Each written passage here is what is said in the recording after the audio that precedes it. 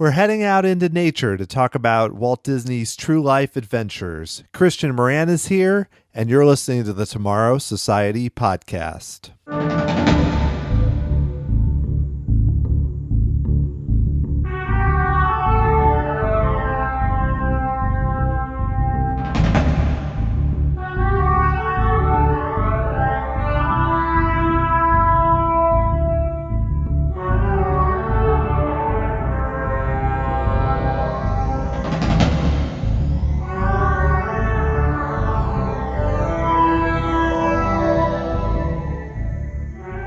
Thanks for joining me here on the Tomorrow Society podcast, episode 29. I am your host, Dan Heaton, and I like to consider myself someone who knows Disney history, particularly in terms of the theme parks and a lot of the movies. However, there's plenty of areas from the company's background that I don't know very much about, and that's especially true with the True Life Adventures, the nature documentaries that were created under Walt Disney's leadership in the 1940s and 1950s.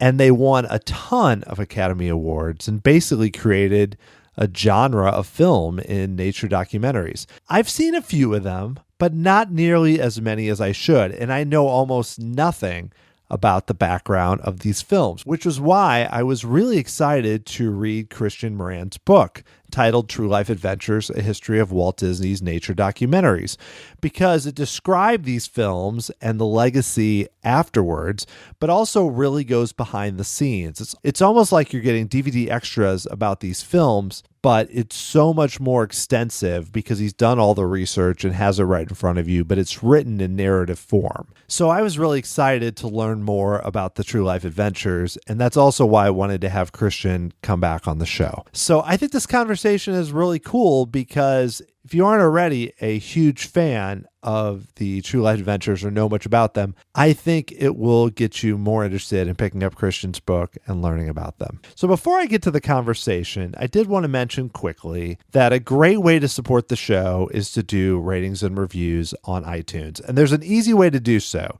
If you use the Apple Podcast app and search for the Tomorrow Society podcast, even if you've already subscribed, by doing it that way, there's then an easy spot where you can rate the podcast. And when you rate it, you're also allowed to put in a review.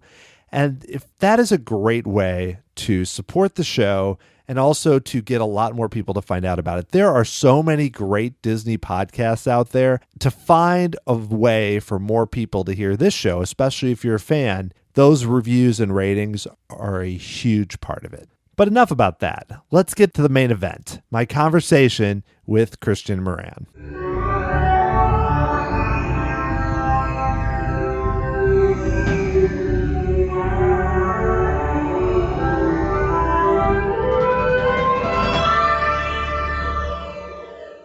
Okay, well, I am here with author and filmmaker Kristian Moran, who has the distinguished honor of being my first 3-time guest. Kristian, how does it feel, this great achievement that you've achieved? Well, it's probably one of the most important things that I have achieved so far. So I'm honored. Thank you for thinking enough of me or my work that you would have me on 3 times. I really appreciate it. Well, sure. Well, one of the reasons you've been on this much is that you've been pretty prolific in what you've done. You know, we talked about your book, Great Big Beautiful Tomorrow, and then your documentary having to do with Walt Disney and technology. But now you're here not to talk about those again, but because you actually had a book that you released a few months back called True Life Adventures about Walt Disney's nature films. So what got you interested in writing about those films?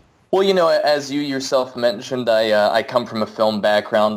Was originally a documentary filmmaker before I started writing books on Disney history. And as a fan of, Disney history, and I guess I can call myself a Disney historian at this point, along with that as being a filmmaker, I had always been interested in the documentaries that the Disney company had produced, starting back in 48 with the first True Life Adventure. And of course, there was also the People and Places series that ran through the 50s as well, along with the True Life Adventures. So, I'm interested in those aspects of Disney history because I think they were important, and today they're kind of overlooked. And, I'm always interested in kind of some of the deep cuts of Disney history, and these documentaries certainly are today.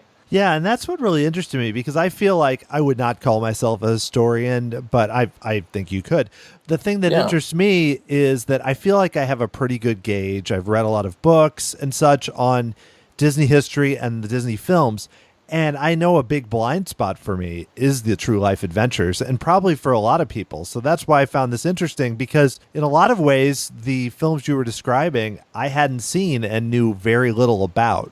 So why do you think that is? Why does it seem like, because Disney history is covered exhaustively, but it does seem like overall the true life adventures don't receive as much attention? Well, I think, it might be because of actually what the legacy of the true life adventures are, which is that, probably the biggest aspect of the series in terms of its legacy is that they really were the first nature documentaries ever produced. And today we have National Geographic Channel and Discovery Channel, and of course people grew up watching Wild Kingdom and all these things on PBS. So we're kind of inundated with nature documentaries these days.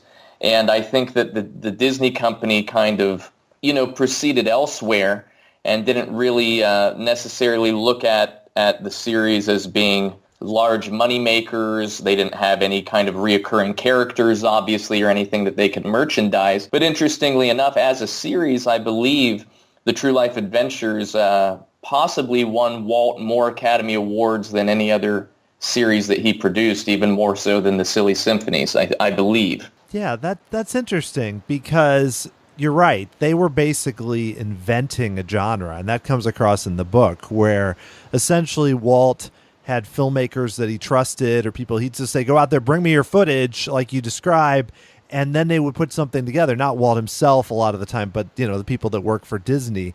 And like you see with a lot of old movies, people look back and they say, oh, well, this isn't as spectacular as now, like Planet Earth or something, HD Absolutely. Or whatever. But those probably wouldn't exist without them. So that's really interesting, that, and the awards too, because Walt is known often, Walt or Disney, for its animated films. So even anything else is going to take a backseat to that. So that's really, really interesting. What do you think was about the True Life Adventures documentaries that interested Walt? Like, why did he decide, or the Disney company decide to do that? Well, at that point in time, from 1923 until 1966, for all intents and purposes, the Walt Disney Company was Walt Disney. What Walt was interested in doing is what the company did. And Walt grew up, I would say that he was one of the earliest environmentalists. And, growing up on the farm in Marceline, being around nature every day, really informed his outlook on how humanity needed to be, I guess, more kind to the environment. As you well know, he was very much against automobiles and technologies that kind of polluted and were noisy. And I believe even when you look at a project like Epcot, which was going to have all kind of electronically powered mass transit, he even though it was going to be a city of the future, there was going to be a green belt around it, and nature was going to be a part of it. So Walt was very much an environmentalist from the time he was a child, and it was a belief that stuck with him till his dying days. And the True Life Adventures were perhaps the largest aspect, to kind of show his belief in protecting the environment. That's really interesting, because I know you start the book by talking about his history as an environmentalist, and you definitely see it in things even like the Jungle Cruise in terms of his interest in the outdoors. But I like how you connect it there right now to Epcot, because if people look at the original Disneyland as this wonder of urban planning, it's studied by urban planners and such. So it's funny how it all ties together in an odd way, where you normally wouldn't think that would connect to the True Life Adventures. But that's interesting. I like the connection. Why do you? Because the thing is, we don't hear that much about Walt's interest in environmental, possibly because he has so many interests. Was that one reason you wanted to do the book, to kind of shed light on what he did in that realm? Absolutely. As you well know, my first book on Disney history and co-documentary with it, Great Big Beautiful Tomorrow, was about one aspect of Walt's personality, which I thought was underappreciated, which was his futurism and his use and development of various technologies. This book is kind of I wouldn't call it a sequel, but it's definitely, a sister book to it, in the sense that it's another aspect of Walt's personality I thought was perhaps underappreciated, and I wanted to help as best I could to shed some light on it. Yeah, excellent. I know we talked even in the last podcast about the challenge in doing anyone trying to do like a documentary or a book about Walt Disney, the challenge in somehow capturing everything that he did. It's almost impossible. So it seems like tackling certain aspects, you're able to go a lot more in depth, because in your book, you basically go well into the, not just Walt, but the creation of each of these films.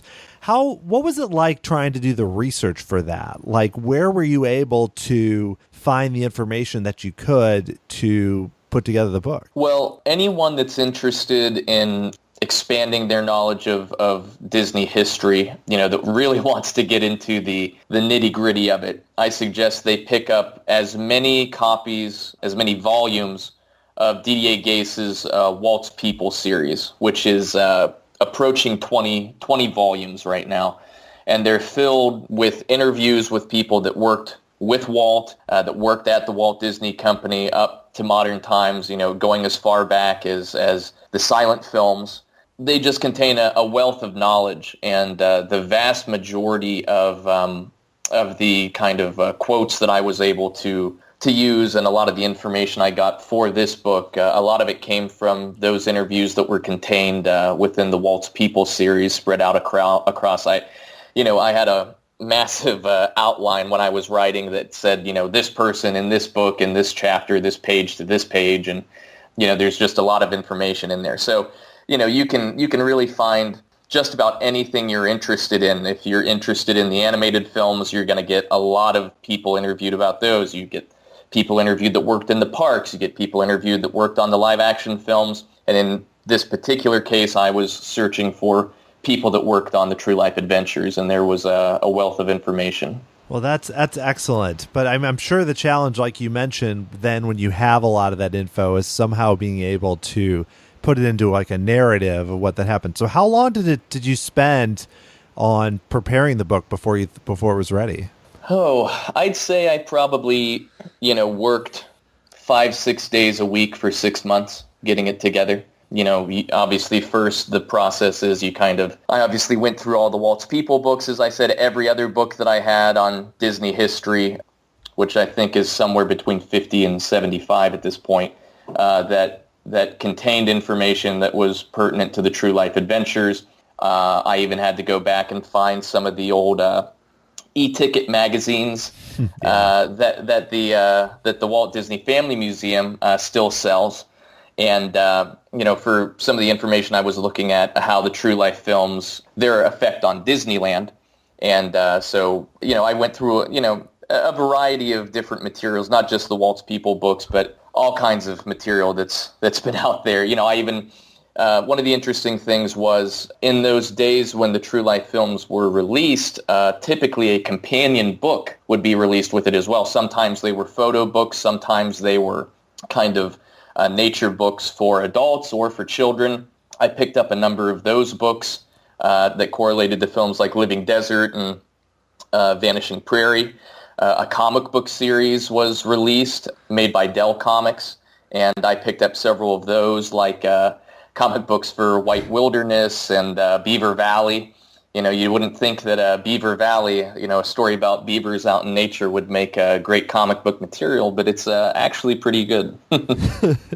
Well, so was it hard, like with some of those companion books and stuff, are they, just in case anyone's interested in picking those up, are they pretty hard to find? Are those things where you do searches on eBay or Amazon or things? Are you able to find them? Yeah, the two best places you can go looking for them, obviously Amazon. Amazon Marketplace has some of those books listed at various prices, depending on how good a quality the book is in. Another great resource looking for this type of material or any kind of older book you might be looking for is ABE Books, Abe Books, and I believe their website is abebooks.com. I've used them for years, not just for older Disney material, but for any kind of book that hasn't been published in 50 plus years. It's a great resource to have. Well, that's interesting. I wasn't familiar with them, so that's going to be helpful for me in my various kind of rabbit holes that I fall down in terms of Disney history and stuff. And I haven't even dug into a lot of those Walt's People books yet, so I could probably just take a few months off work and just do that for a while. I'm sure that'll be fine. Absolutely, just take a sabbatical and just start reading. Right. So in your book, you talk about a lot about how Walt collaborated with some, like I mentioned, some photographers like the Millots, and to really go out and shoot the footage. So in a sense, it seemed like, from what I could gather, that he kind of gave some of his favorite collaborators free rein to just go shoot things and then bring back the footage. So, I mean, what do you think was about certain people that he worked with? What did you find that made him just trust them, that they would pull it together? Well, I mean, I think that's a recurring theme throughout Walt's working life, and it's even a theme that continues on within the Disney company to this day, using or working with people again and again that you trust, that you respect, and that are going to do a good job. Walt kind of started that process when he was still alive, and I think the Disney company, more than any other entertainment organization, really does continue that, because you'll see actors today that are in the Star Wars films, or maybe also in one of the new live-action remakes of the animated films, and maybe they're also in one of the Marvel films. So they kind of use people again and again that they trust and that they think will do a good job. Walt, was kind of famous for doing this. I think perhaps one of the best examples of this would be, the co-creator of Mickey Mouse, Ub Iwerks, who was the original prime animator at the Walt Disney Company, animated Steamboat Willie and on through the original silly symphonies like the Skeleton Dance. He and Walt had a bit of a falling out. I wouldn't say it was really Walt had a falling out, but Ub kind of had a falling out with Walt in the sense that he, people were telling Ub, well, you're the true talent here. Walt isn't animating anything. You're the one doing all the animation. You should be the one getting all the credit. So Ub kind of maybe let that go to his head a little bit and left to start his own animation company, which ultimately didn't go anywhere. And about 10 years later, he came back. He asked Walt if he could come back to the Walt Disney Company.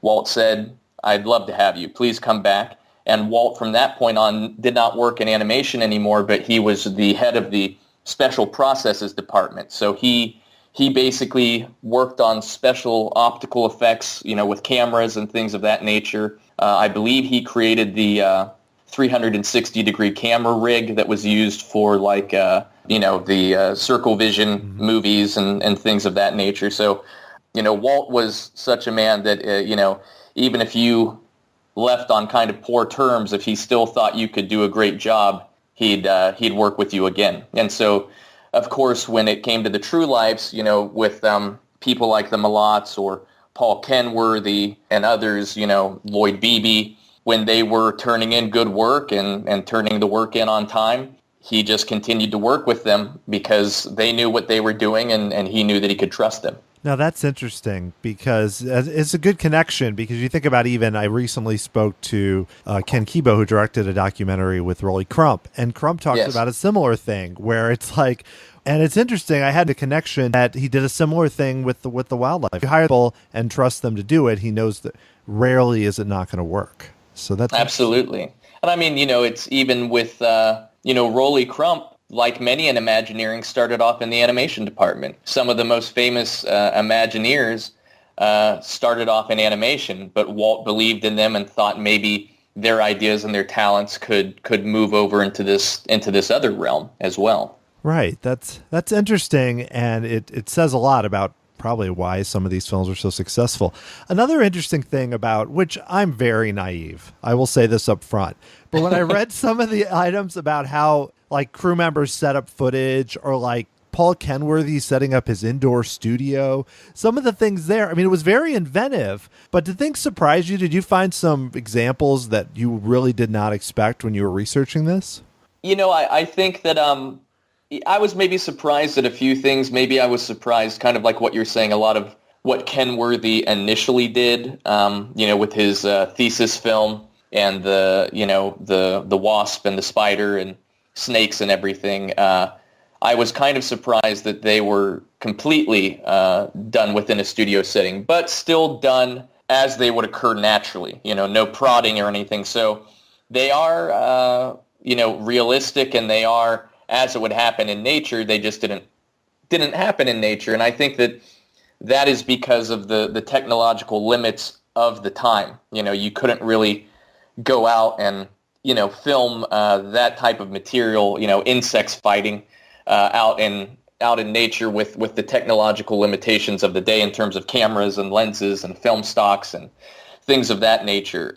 I think it was interesting that the first kind of setup shot in the True Lives was in the second film in Beaver Valley, and the Malots set up they needed to get one shot to show, I believe it was a wolf or a fox that was hunting the beavers, and they just had one quick shot where you saw the wolf or the fox kind of go by, and the beavers kind of looking at him, and they put a window basically in front of the beaver and had him in a contained box so that he was totally safe. And it's just the quickest little shot. I don't even think it lasts 2 seconds. But that was the first kind of staged shot. To be fair, there weren't many throughout the series, but they are there. And I think that mostly that's due to technological limitations. I don't think you really have that as much these days with, say, the new Disney nature films or any other nature documentaries that you might come across. But that's because you have, digital cameras that can shoot 4K resolution and 1,000 frames per second, Right. So, yeah. No, and I wasn't trying to hit that they, I felt like they were somehow manipulating it, because really it's not the idea of like a beaver being hunted and them just hanging out and watching is not that pleasant for me anyways. So I'm okay. Yeah. I'm okay if they want to adjust the shot a little bit to make it a little easier there. Oh, and by the way, I should say I was completely wrong. It was neither a fox or a wolf. It was a coyote. Oh, so yeah. Yeah. Well, regardless, yeah, that's good, because I want to see realism to a point, but I don't know if I want to see total realism in that.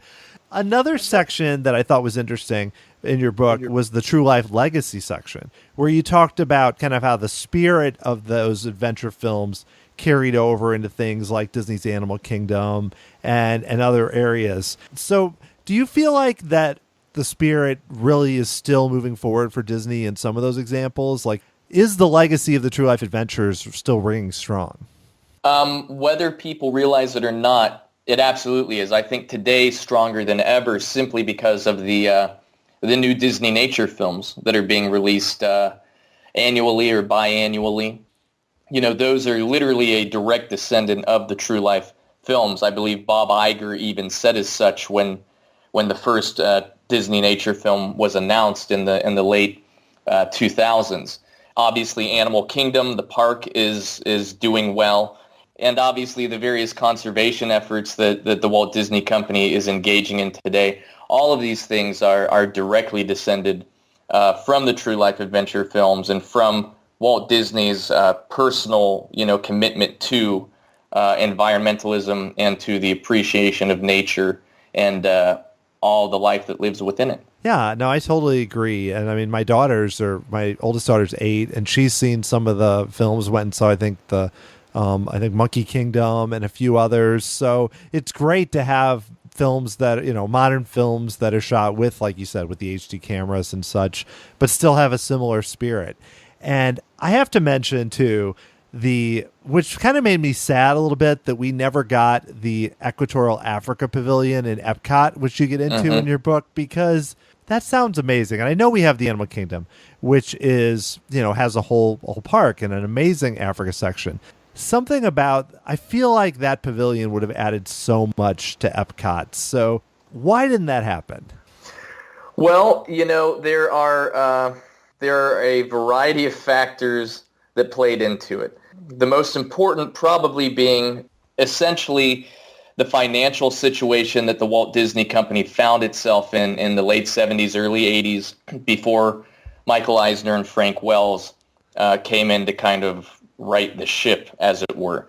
When Epcot opened, originally there were a number of other national pavilions that were supposed to be in World Showcase.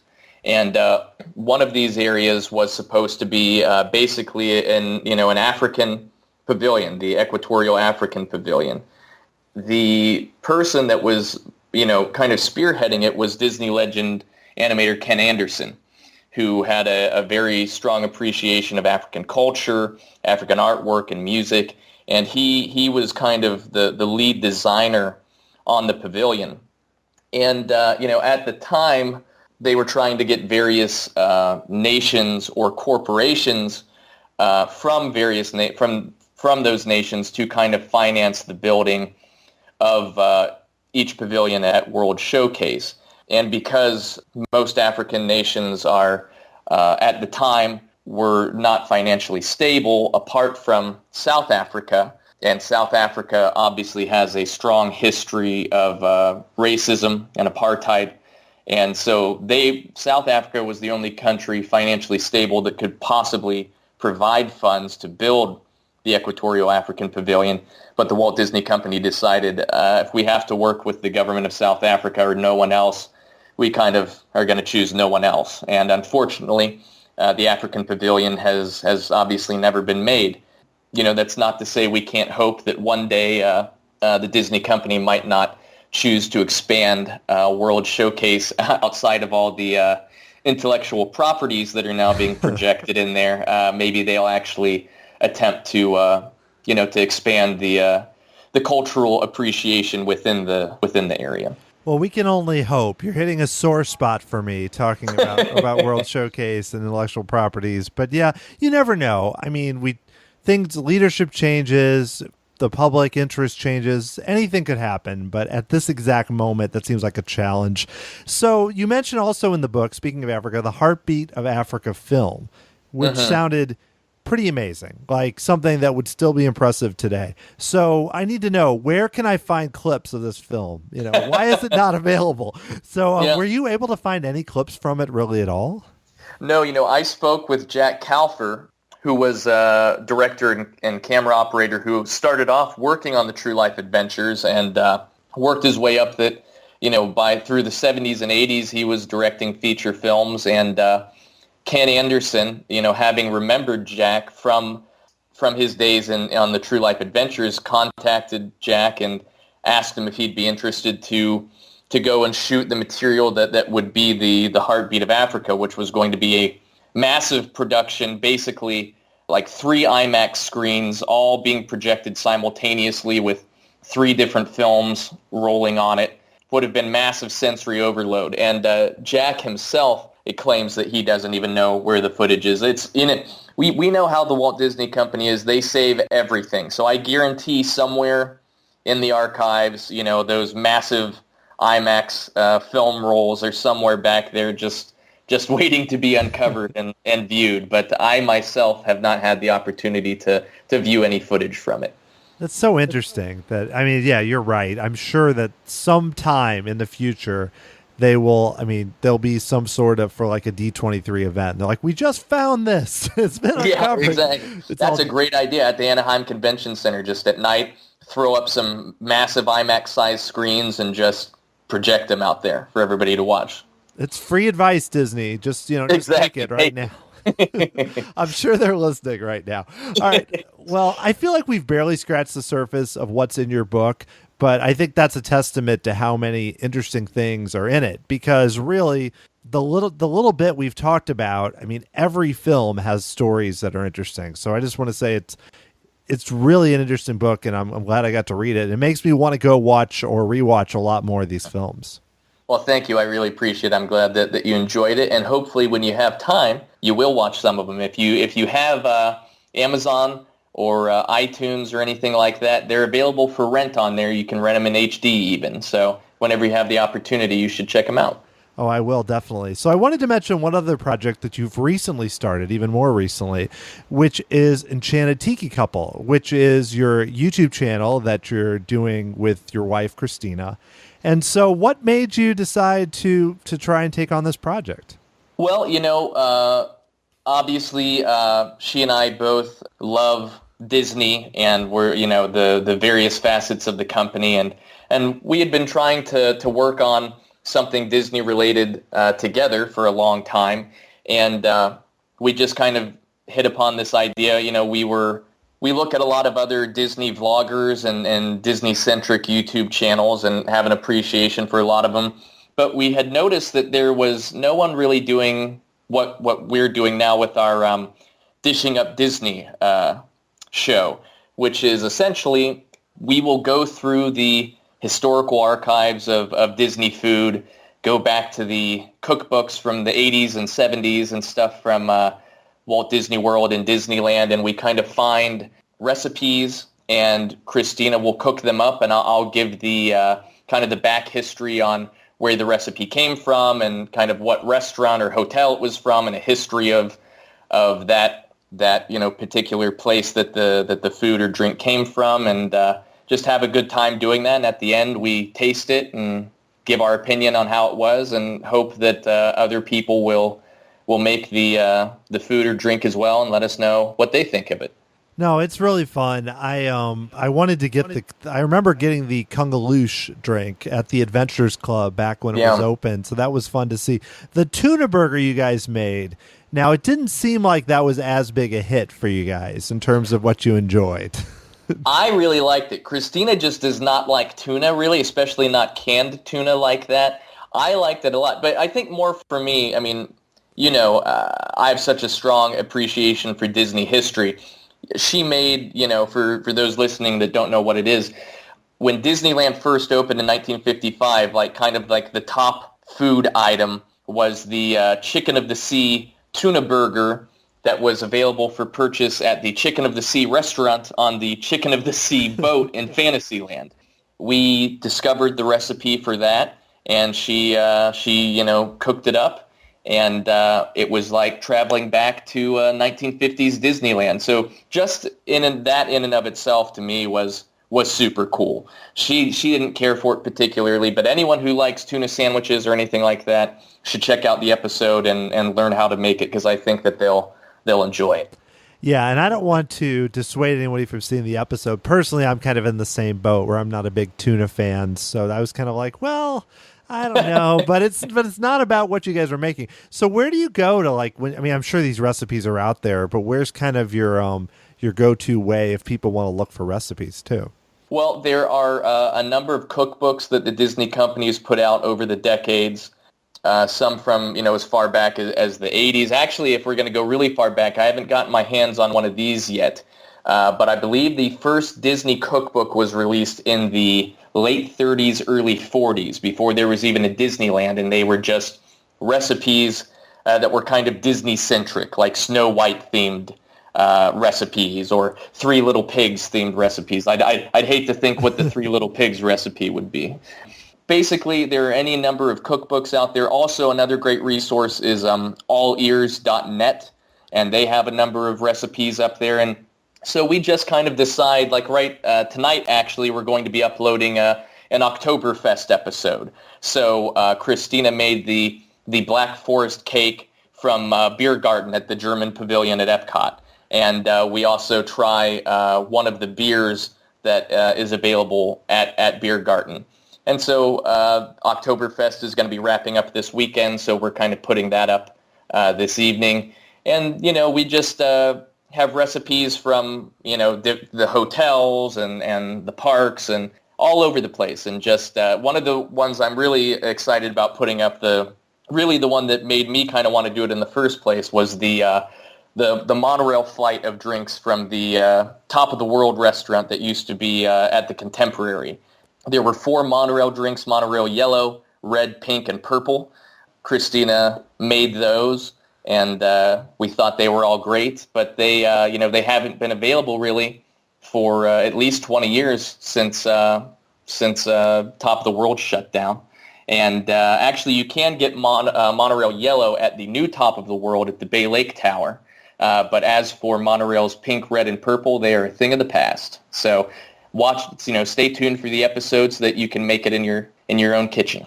Wow, that's interesting. I never, I was too young to go to the Top of the World when it was actually there at the Contemporary. But how can you not like a drink that's called monorail yellow? That has to that has to be good. But I'm excited about the Black Forest and the beer from the beer garden. I mean, I've never actually eaten at the beer garden, but it's always kind of been on the list. You know what? Neither have we, but we've made the Black Forest cake from there. So that's funny. I did want to ask one more thing, which I know you put up. Your first clip you put up was of a trip to Tokyo Disneyland, which made me very jealous, especially had clipped from Disney Sea. So had you been there before, or was that like the first time you'd gone? No, that was the first time we had gone. My family went on a trip to Japan just as a family trip. We were fortunate to have the opportunity to go. And while we were there, Christina and I basically said, well, we don't know if or when we're ever going to be back to Japan.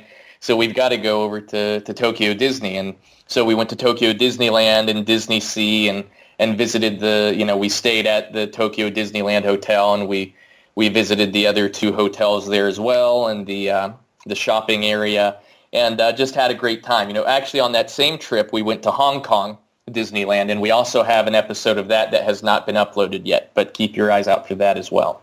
Oh, excellent. I'll look forward to seeing that. Yeah, I was in Japan years ago, but not in the Tokyo area.